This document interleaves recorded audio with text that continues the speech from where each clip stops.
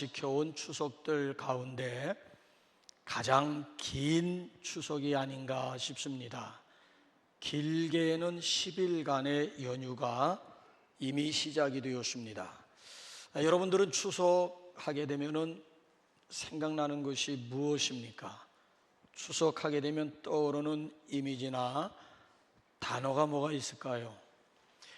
보름달도 있겠고, 송편도 빠질 수가 없겠고, 벌초도, 성묘, 제사, 아니면 민속놀이, 또 뭐가 있을까요? 민족 대이동이 있겠지요. 그런데 코로나19로 인해 가지고 추석 문화가 많이 바뀌었습니다. 이제 추석 명절만 되면은 해외로 나가는 사람들이 얼마나 그렇게 많은지, 벌써 엄청나게 많은 사람들이 나갔고 또 이제 나가게 될 것입니다. 그런가 하면은 고향이라든지 부모님 댁을 찾는 것이 아니고 무슨 호텔이라든지 콘도라든지 아니면 펜션을 정해놓고 부모 형제들이 펜션이나 콘도에서 시간을 보내고 옵니다. 옛날과는 사뭇 다른 풍경이지요. 확실히 추석 문화가 달라지고 있습니다. 자, 그러면 우리나라 추석에 해당하는 이스라엘의 절기가 있다 하면은 그게 뭘까요? 저는 대답하지 못하는 질문은 하지 않는데 본문 말씀만 잘 함께 읽었으면은 금방 대답할 수 있는 것인데, 우리나라 추석에 해당하는 이스라엘의 절기는 초막절, 장막절이라고도 얘기하고 수장절이라고도 이야기하게 되지요. 그래서 우리나라 추수감사절은 추석에 지켜야 된다라고 하는 목소리가 점점 높아지고 있습니다. 현재 우리 한국교회에서 지키는 추수감사절은 11월 셋째 주일로 못 받고 있습니다. 근데 사실 11월 셋째 주일은 미국 청교도들이 지키던 추수감사절을 그대로 우리 한국교회에서 그대로 수입한 것이거든요. 그래서 우리 토종 추수감사주일은 추석을 즈음해서 지켜야 한다라고 하는 목소리가 높아지고 있습니다. 아니, 실제 한국교회 내에서도 지금 추석을 즈음해가지고 추수감사절로 지키는 교회들이 많이 늘어나게 되었습니다. 어쨌든 11월 셋째 주일이나 추석을 즈음해서나 성격은 다 같지 않습니까? 감사절이라고 하는 이야기예요. 자, 그러면은 우리 그리스도인들에게는 추석의 의미가 뭘까? 아니, 어떤 마음, 어떤 자세로 추석을 지키는 것이 가장 바람직한 모습일까? 여기다가 이제 질문을 한번 던져보면서 저는 금년의 추석은 이렇게 쓰십시오 해서 4가지를 권해 드리려고 합니다. 그 첫째는 뭔가 하면 천국 본향을 생각하면서 추석을 지키십시오. 사람이 고향을 그리워하는 본능을 일컬어 뭐라고 합니까? 귀소 본능이라고 하잖아요. 혹시 수구초심이라고 하는 말 들어보셨는지요? 여우가 죽을 때에는 머리를 자기가 살던 굴을 향하게 하고 죽는다라고 하는 말 아니겠습니까? 여우가 죽을 때에도 자기 머리를 자기 굴을 향해 죽는다라고 하는 얘기고요. 연어라고 하는 놈은 민물 강물에서 태어나가지고 바다에 나가서 한평생 살다가 죽을 때가 되면은 자기가 태어났던 민물로 돌아와가지고 알을 낳고 알을 까고 그리고 그 자리에서 죽는다고 하지 않습니까? 그러니까 미물이나 짐승들도 이러할진데 만물의 영장이라고 불리우는 우리 인간들은 어떠할까요? 여기 예외라고 생각하십니까? 자, 우리 한번 전도서 3장 11절 한번 보실래요? 시작. 하나님이 모든 것을 지으시되 때를 따라 아름답게 하셨고 또 사람에게는 영원을 사모하는 마음을, 하나님이 모든 것을 지으시되 사람도 마찬가지, 사람을 지을 때에는 아예 영원을 사모하는 마음을 창조하셨다라고 하는 얘기예요.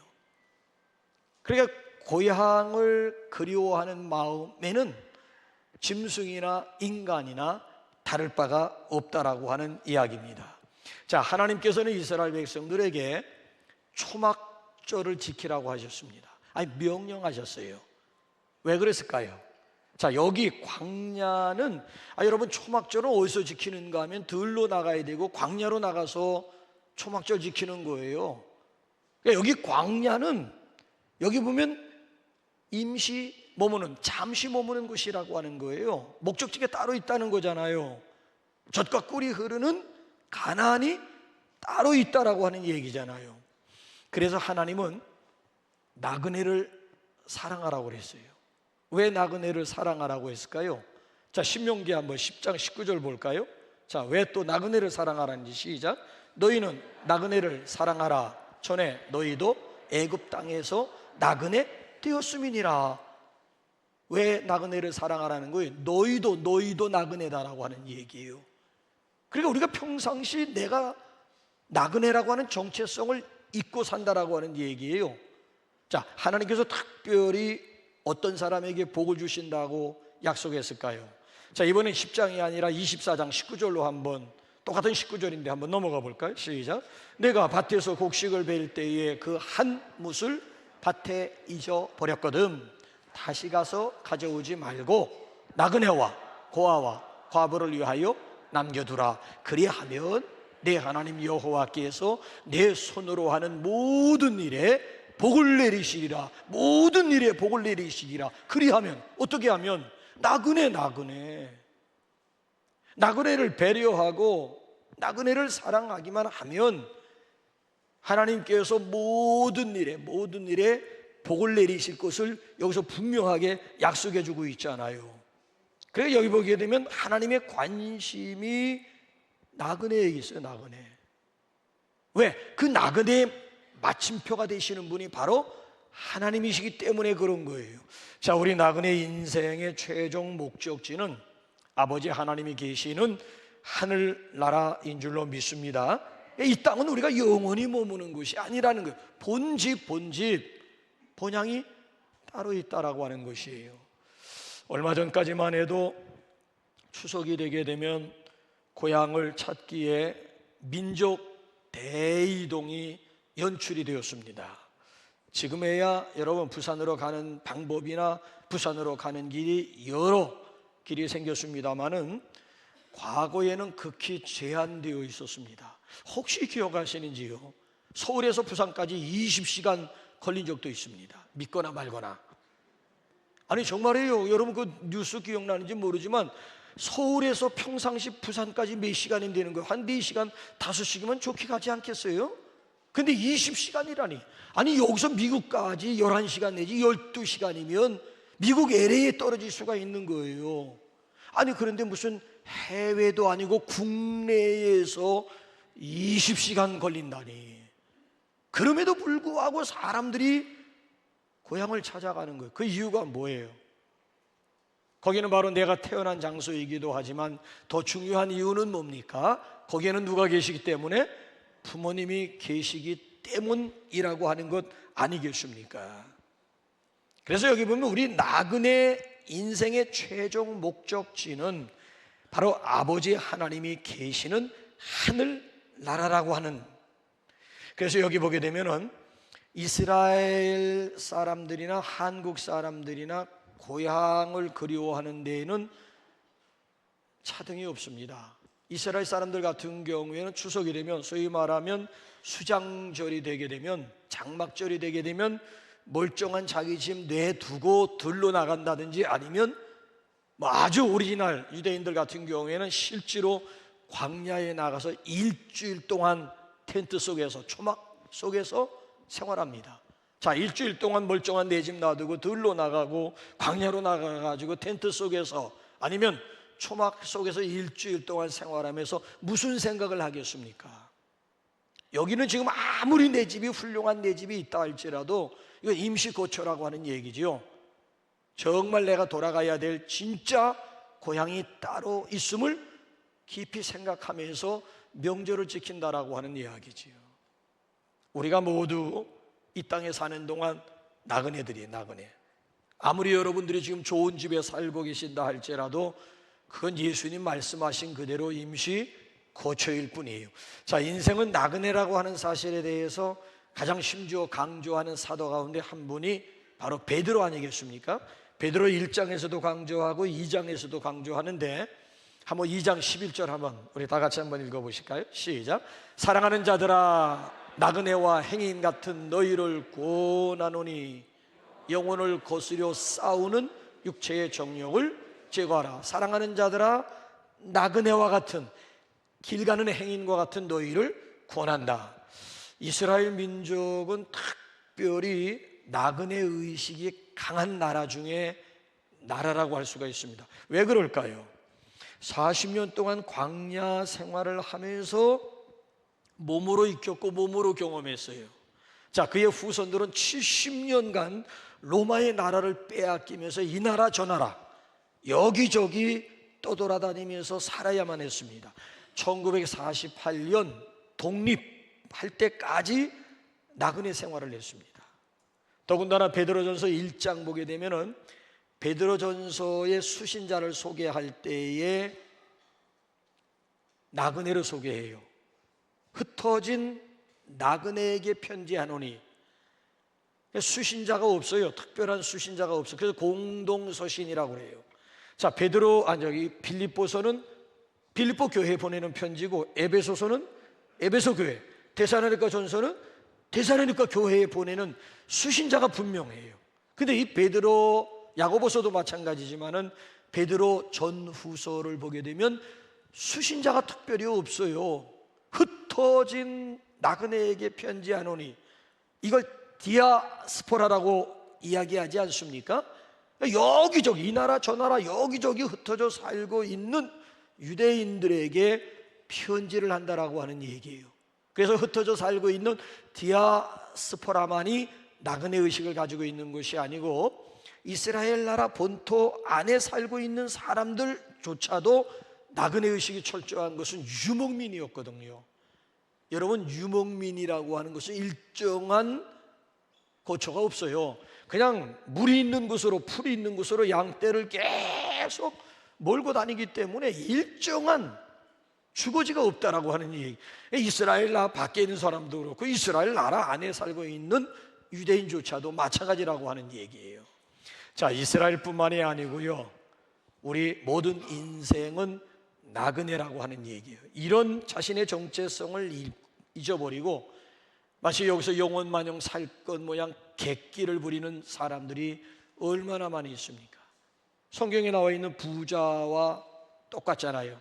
내 영혼아 여러 해 쓸 물건을 쌓아두었으니 이제는 평안히 먹고 마시고 즐기자. 아니요, 하나님이 오늘이라도 우리를 부르시면 우리는 그동안 정들었던 세상, 나그네 정처 없이 떠돌았던 이 장소를 굿바이 하고 결국 우리는 하나님 앞에 갈 수밖에 없는 정해진 운명을 살고 있는 사람들이라고 하는 이야기예요.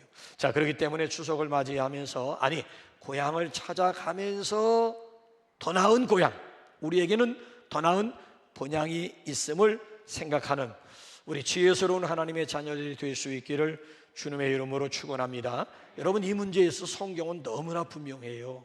자, 야고보서 한번 11장 15절 16절 한번 보실래요? 자, 그들이 나온 바 본향을 생각하였더라면 돌아갈 기회가 있었으려니와 그들이 이제는 더 나은 본향을 사모하니 곧 하늘에 있는 것이라. 이러므로 하나님이 그들의 하나님이라 일컬음 받으심을 부끄러워하지 아니하시고 그들을 위하여 한 성을 예비.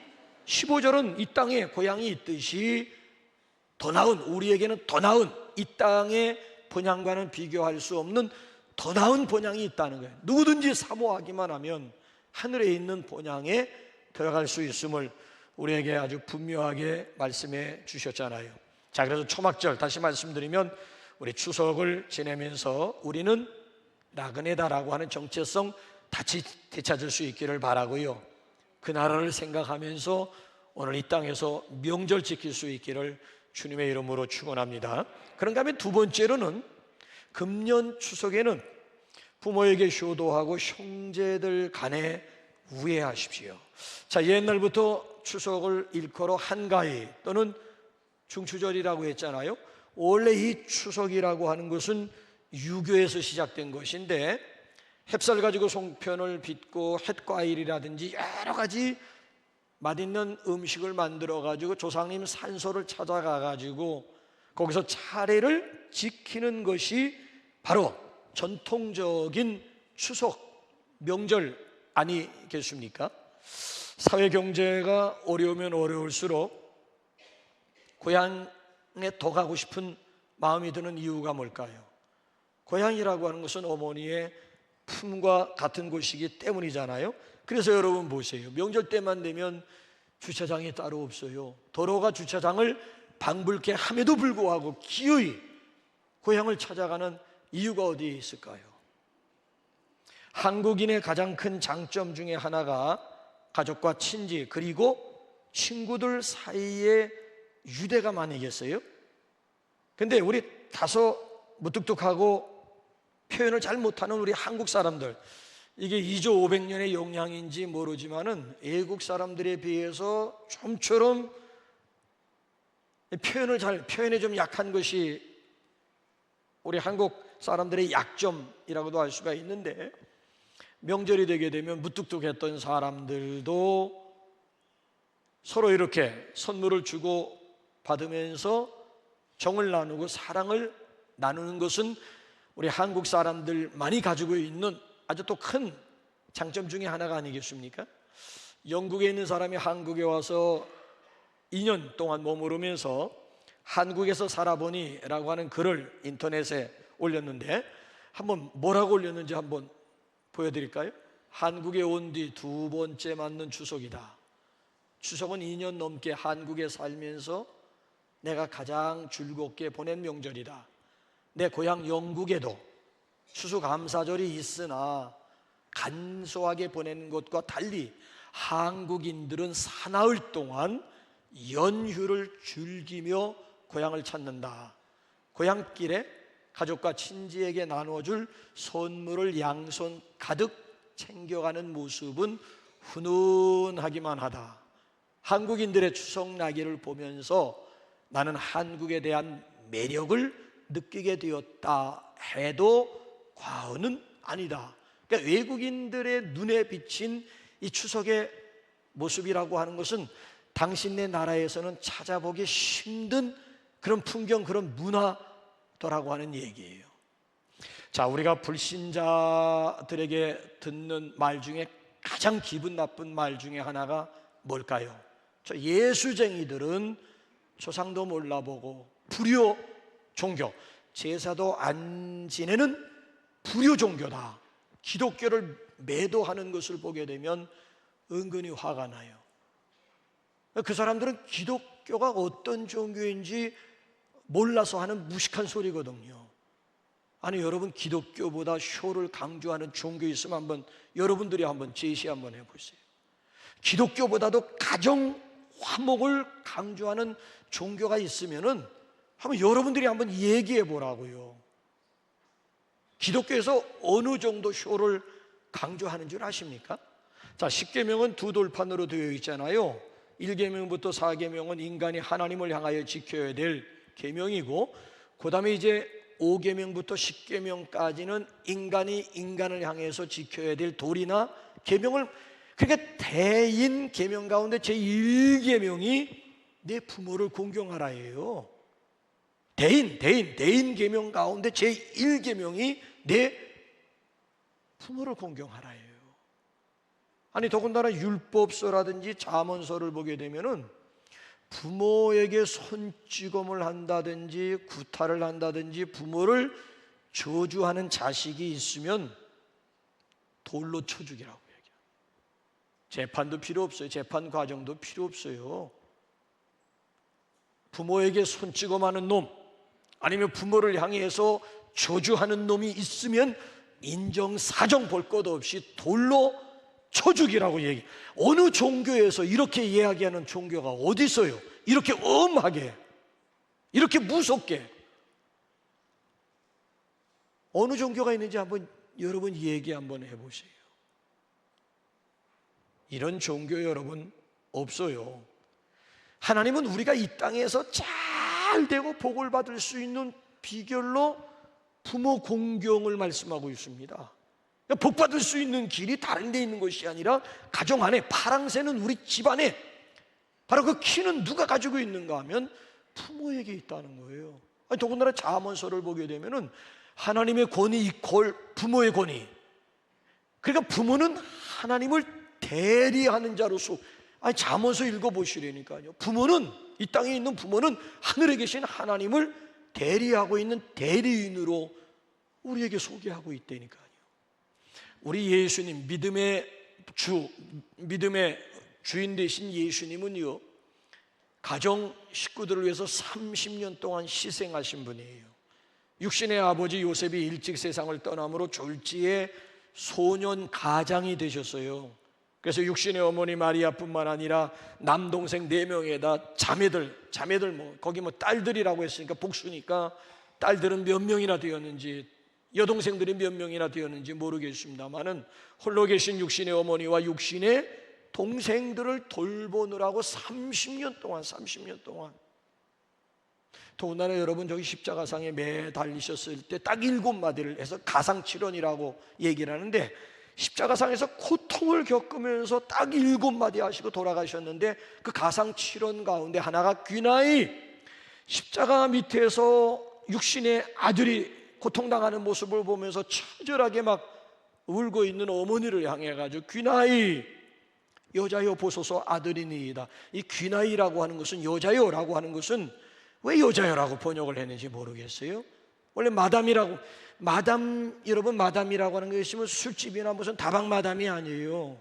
원래 그게 존칭어라고요. 마담이라고 하는 말 자체가 존칭어인데 어떻게 우리나라에 들어오면서 마담이라고 하는 것이 이상한 뉘앙스를 우리에게 풍기게 되었는지, 여러분, 여자여라고 하는 귀나이라고 하는 말은 헬라어로 이건 존칭어예요.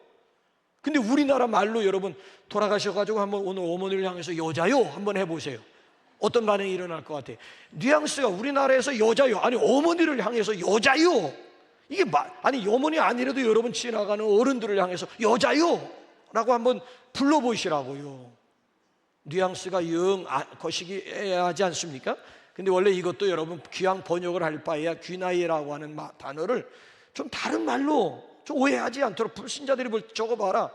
지 엄마를 가리켜서 여자요라고 가르치지, 그런 오해를 불식시키기 위해서 이 단어도 번역을 할 때 좀 뭔가 좀 그에 걸맞는, 우리 문화와 좀 걸맞는 그런 단어로 번역해야 되지 않겠는가 싶은 생각이 드는데, 가상칠언 가운데도 글쎄 육신의 어머니를 생각하고 있는, 그래서 마지막 사랑하는 제자 요한에게 자기 어머니를 부탁하고 있는 예수님의 모습, 효자 중에 효자지요. 더군다나 예수님의 가르침 가운데 보면 고르반이 있잖아요. 여러분, 고르반이 뭐예요? 쉽게 말씀드리면, 내가 부모에게 10만 원 용돈 드릴 거 하나님께 헌금했다 하고 입 싹 닦아버리는 이런 족속들이 있었다는 거예요. 그러니까 예수님이 고르반을 말씀하면서 절대 하나님 핑계 삼아서 자식된 도리를 지나치지 말라라고 하는 얘기예요.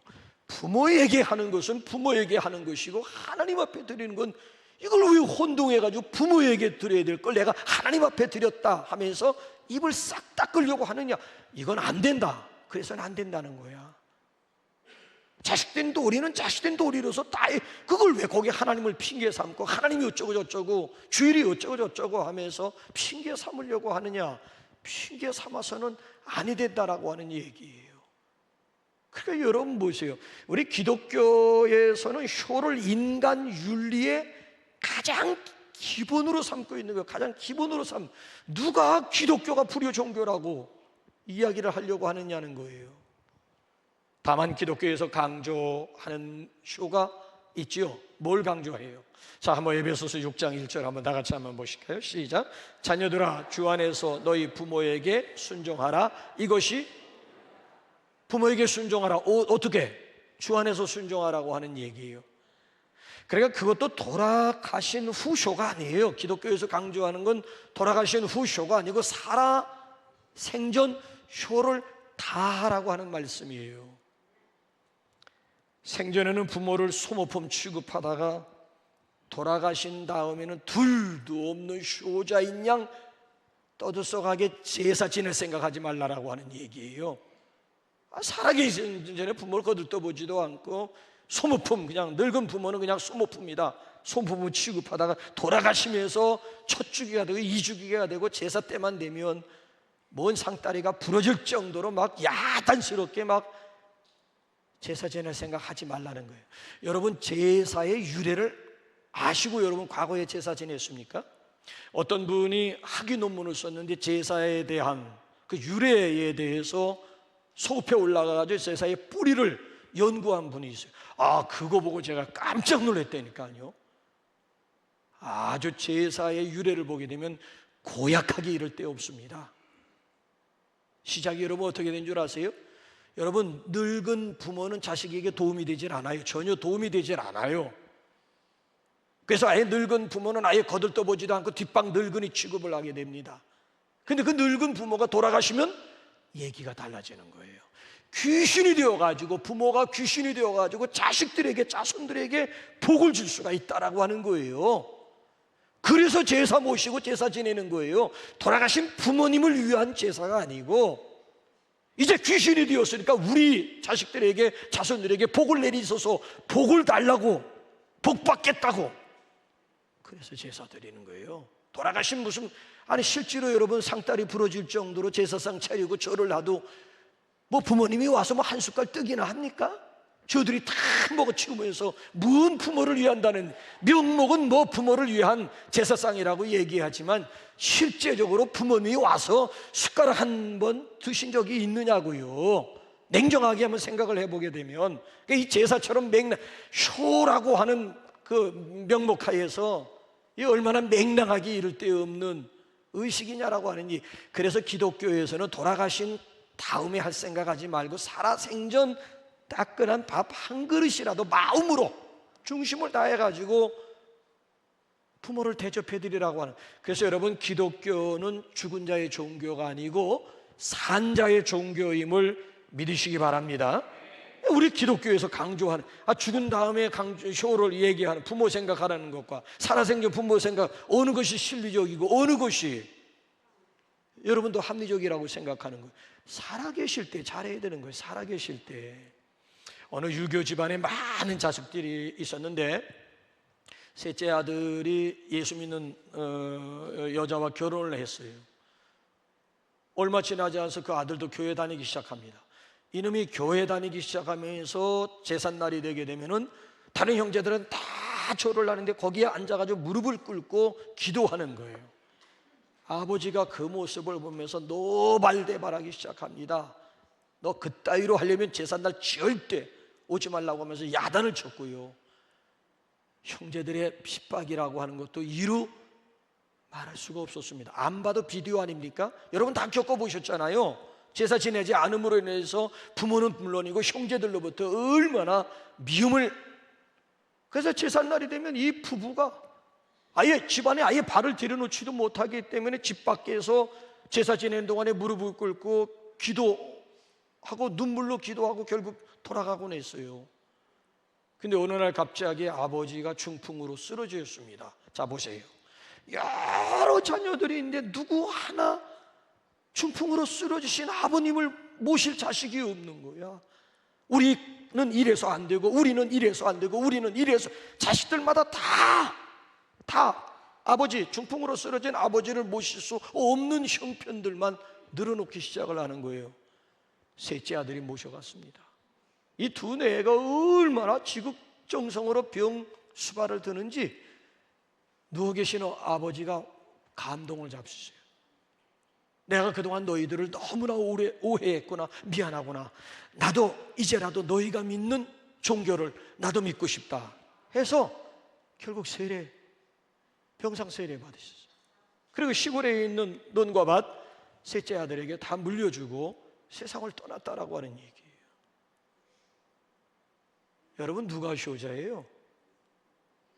그럴듯하게 제사나 그냥 평상시에는 그냥 나 몰라라 하다가 제삿날만 되면 그저 위하는 척하는 그 자식들이 진정한 효자 효녀들입니까?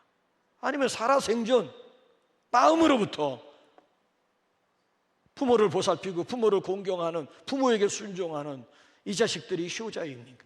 그래서 우리 이번 추석에는 우리 부모, 우리 형제들과 더불어 화목하면서 우애를 다지는 그런 귀한 기회가 될 수 있기를 주님의 이름으로 축원합니다. 형제가 연합하여 동거하며 어찌 그리 선하고, 이보다 선하고 이보다 아름다운 형제들이 모여가지고 서로 우애하는 이 모습보다 더 아름다운 모습이 없음을 성경도 말씀하고 있잖아요. 자, 그런가 하면 금년 추석에는 불우한 이웃들과 사랑을 나누십시오. 옛날부터 추석 때만 되면 이웃 간에 깊은 사랑을 나누었잖아요. 서로 송편이라든지 부침개를 부쳐가지고 이웃이나 동네 사람들과 함께 나누었습니다. 그래서 더도 말고 덜도 말고 한가위만 같아요라고 하는 노래가 생겨나지 않았습니까? 아주 어려운 시절이었지만은 그만큼 정이 있었다라고 하는 얘기예요. 옛날에 얼마나 어려워요. 보릿고개 겪고 뭐 하면서 그럼에도 불구하고 인정이 많은 때 아니겠습니까? 근데 지금은 어때요? 과거와 비교해 보면 우리는 지금 세종대왕이 부럽지 않은 세상 살고 있지 않습니까? 세종대왕이 무슨 겨울에 딸기를 잡숴 보셨겠어? 수박을 잡숴 보셨겠어? 퓨전 음식을 드려보겠어? 아니면 세계 돌아다니면서 세계 맞는 음식을 맛을 보았겠어? 솔직히 우리는 세종대왕이 부럽지 않은 그런 언어로 살아가고 있습니다만은 상대적으로 보게 되면 인정에 있어서는 어떻습니까? 과거와 지금을 비교해 보게 되면 인정에 있어서 어떻습니까? 세종대왕 부럽지 않은 만큼 잘 살고 있으면은 이웃과의 더불어 이 정을 나누고 사랑을 나누고 마음을 나누는 데 있어서는 옛날보다는 더 해야 되는 것 아니겠습니까? 점점 가면 갈수록 각박해져 가고 있는 세상 아니에요? 그러니까 이웃과의 추석이 돼도 뭐 이웃과의 나눔이라고 하는 것을 찾아보기 힘들잖아요. 제가 살고 있는 아파트는 한 동에 3가구가 살아요. 자, 이사를 가가지고 집사람이 음식 뭐 특별한 것이 생기고 음식이 생기게 되면은 이웃집 가서 초인종 누르고 사무집 가서 초인종 누르고 그 몇 개월 동안 꾸준히 했더니만 반응이 오더라고요. 이웃집에서도 우리 집 초인종을 누르고 사무집에서도 우리 집 초인종을 누르고 가는 정이 있으니까 오는 정이 있더라고요. 그래서 옛날 제가 시골에서 느꼈던 추석 때만 되면 음식을 같이 나누고 송편을 나누고 하는 그런 어렸을 때의 그런 추억들이 여기서 새록새록 서로 이렇게 나누어주는 생면부지의 사람들이지만은 가까이에 있는 이웃이기 때문에 음식이라도 특별한 것이 생기게 되면 조금이라도 마음을 같이 나누고자 했더니 그 마음이 전달이 돼가지고 그분들도 같이 반응을 보이는 모습을 보면서 너무 참 그 마음이 얼마나 참 감동이 되고 얼마나 참 흐뭇해지던지요. 여러분, 추석은 더더욱 그래야 된다는 거예요. 다른 명절, 다른 때는 못 오더라도 추석만큼이라도. 자, 우리 한번 14절 한번 우리 본문 말씀 한번 14절 한번 보실까요? 시작. 절기를 지킬 때에는 너와 내 자녀와 노비와 내 성중에 거주하는 레위인과 객과 고아와 과부가 함께 절기를 어떻게 지키라는 거예요? 함께 지키라는 거야. 누구와 함께 지키라는 거예요? 레위인들과 객과 고아와 과부가 함께 절기를 지키라고 하는 거예요. 너희만 즐거워할 생각하지 말고 내 주변에 있는 레위인들도 한번 생각하고 객과 고아와 과부들을 생각하는 명절이 되라고 하는 얘기예요. 이 객이나 고아나 과부는 그 당시 소외된 사람들의 소외된 사람들. 추석만이라도, 다른 날은 차치하고로 추석만이라도 한번 내 주변에 있는 이런 소외된 사람, 약자가 누군지 한번 이런 사람들을 한번 찾아서 한번 함께 그들과 더불어 함께 명절을 지키라고 하는 얘기예요. 이런 의미에서 여러분, 우리 교회에서 10수년 전부터 계속 설 명절, 추석 명절만 되면은 정성껏 음식을 준비해가지고 이웃과 더불어 나눈다라고 하는 거예요. 이거는 정말 남북교회가 존재하는 안에 예수님이 재림하시는 순간까지 지역 친화 사역의 일환으로 이건 계속 이어져 가야 되리라고 봐요.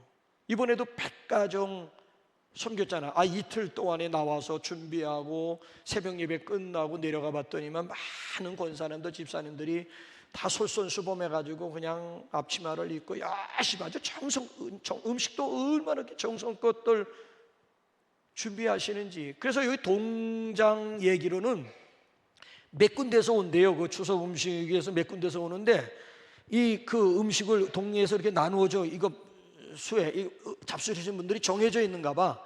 거기 다 이 표시가 있잖아요. 남북교회 음식이 제일 맛있다고 남북교회 음식을 기다린다는. 글쎄 봅시다. 동장이 그냥 다 듣기 좋으라고 하는 소리인지 모르겠습니다만 어쨌든 내가 봐도 그렇지. 얼마나 정성껏 준비하는데 그 기도하면서 정성껏 준비한 음식이 맛이 없으면 그게 이상한 거지. 그래서 이번에도 100가정 음식을 만들어가지고 100가정을 돌렸어요. 이 자리를 빌려가지고 이틀 동안 수고하신 분들 정말 감사드리고 축복합니다. 이에 대해서 예수님이 뭐라고 말씀하시는가 하면은 한번 마태복음 25장 우리 한번 가볼래요? 시작. 내 아버지께 복받을 자들이요 나와 창세로부터 너희를 위하여 예비된 나라를 상속받으라. 내가 줄일 때에 너희가 먹을 것을 주었고 목마를 때에 마시게 하였고 나그네 되었을 때에 영접하였고 딸리는 게 헐벗었을 때에 옷을 입혔고 병들었을 때에 돌아보았고 옥에 갇혔을 때에 와서 보았느니라. 그랬더니만 의인들이 퍼져 우리가 언제 우리 그런 일 없는데요, 그런 기억 없는데요, 우리가 언제 주님을 대접했단 말입니까? 언제 주님을 찾아뵈었다는 얘기? 그런 일 없습니다 하면서 펄쩍 뛰었더니만 예수님께서 뭐라고 말씀하시는가 하면 40절 한번 넘어가 볼까요? 40절 시작. 임금이 대답하여 이르시되 내가 진실로 너희에게 이르노니 너희가 여기 내 형제 중에 지극히 작은 자 하나에게 한 것이 곧 내게 한 것이니라. 작은 자가 아니야. 작은 자 소자가 아니야. 지극히 작은 자 한 사람이야. 한 사람. 세상 말로는 별 볼 일 없는 사람이 이건 정말 사람 대접도 받지 못하는 작은 자도 작은 자인데 지극히 작은 자 한 사람을 또 강조하는 거야. 여러분 추석 때 많은 사람에게 베풀 생각하지 마세요. 그러니까 엄두를 못 내고 실천도 못하는 거야. 이번 추석 때 내가 한 사람, 소자 한 사람, 어린아이도 괜찮아. 아니면 지나가는 거 남루하게 옷을 입고 지나가는 사람 붙들고 커피값 한 잔 주는 것도 괜찮아. 한 사람이라고. 한 사람 한번. 그러니까 여러분 한번 실천 한번 해보자고요. 그러니까 우리가 명절 다른 데는 필요 없어. 그냥 추석만이라도 한 사람 지극히 작은 자 한 사람이 누굴까? 여러분 한 사람을 한번 지목해봐가지고 내 마음을 나누는 거지. 뭐 콩도 반쪽이라고 뭐 크게 뭐 떠들썩하게 그거 아니에요. 냉수 한 잔 주는 것도 상을 잃지 않겠다고 주님. 냉수도 괜찮고 옷 한 벌 허름하게 옷 입은 사람들 우리 집에 가보게 되면 안 입는 옷들이 얼마나 많아요. 쓸만한 옷들 헐본 사람에게 좀 한번 옷을 입혀주는 것도. 그래 이번 추석은 한번 우리가 그냥 듣는 것으로 끝나지 말고 이 4가지 대지 가운데 내가 실천할 수 있는 대지가 있다고. 분명히 여러분들에게 주시는 레마가 있다고. 4가지 다 실천할 필요도 없어요. 4가지 대지 가운데 분명히 나에게 주시는 레마가 있다고요. 그거 한 가지 실천해 보면 이것처럼 뜻있는 명절, 뜻있는 추석을 만들어가는 것, 이거보다 더 좋은 일이 어디 있어요. 난 참 지난주간에 감명받았는데, 지난주간에 순교 주례해가지고 백색 순교 그랬더니 어느 한 분이 내가 양화진 얘기를 했더니만 당장 양화진에 가가지고 사진을 찍어가지고 저에게 보내. 와서 보니까 너무 감동이 된다고. 그것도 직분도 아주 중요한 직분 가지고 있는 분이 거기 일일이 그래가지고 다 그냥 당신이 감동받은 그 사진을 고스란히 찍어가지고 저희한테 카톡으로 보내줬는데 그걸 제가 받으면서 그래도 실천하는 한 사람이 있어서 지난주일 내가 설교한 맛이 난다. 그 많은 사람들이 설교를 듣고 한 귀로 듣고 한 귀로 흘러버리고 말지만은 그 중에 한 사람, 여기 중에 한 사람, 실천할 수 있는 한 사람이 있다라고 하는 거, 그 한 사람으로 인해서 설교해야 될 이유가 생기고 명분이 생기고 기쁨이 생기고 보람이 이번에도 좀 이거 소자, 지극히 작은 소자 한 사람을 찾는 그 한 사람이 우리 가운데 한 사람만 있어도 저는 좋게 해요. 다 그냥 한 귀로 듣고 한 귀로 흘러버리는 그런 추석 명절이라 할지라도 우리 가운데 마음에 감동된 사람이 한 사람이라도 있으면, 지극히 작은 소자가 누굴까, 내 주변에서 지극히 별 볼 일이 없는, 남들이 하찮게 여기는 그 한 사람이 누굴까, 그 한 사람을 찾을 수 있는 한 사람만 우리 가운데 있다면은 이번 추석 명절 주일은 결코 헛된 주일은 아니다라고 하는 얘기. 우리 끝으로 어떻게 금년 추석은 어떻게 우리가 즐길 것이냐, 위에 계신 우리 하나님 앞에 진심으로 감사하면서 추석 명절 지키십시오. 자, 우리 한번 15절 끝으로 한번 읽고 찬양할까요? 시작. 내 하나님 여호와께서 택하신 곳에서 너는 이레 동안 내 하나님 여호와 앞에서 절기를 지키고, 내 하나님 여호와께서 내 모든 소출과 내 손으로 행한 모든 일에 복 주실 것이니 너는 온전히 즐거워할지니라. 자, 우리가 믿는 하나님은 복 주시는 하나님으로 믿으시기 바랍니다. 오늘도 우리가 즐거워하면서 감사해야 될 절대적인 이유가 어디에 있느냐? 하나님이 우리 모든 소출에만 복을 주시는 것이 아니라 우리 손으로 하는 범사 가운데 하나님께서 복을 주시기 때문입니다. 복의 근원 강림하사 찬송하게 하소서. 한량 없이 자비하심 청량할 길 없도다. 아멘. 1년 중 가장 아름다운 절기, 아름다운 날이 추석이라는 거예요. 추석.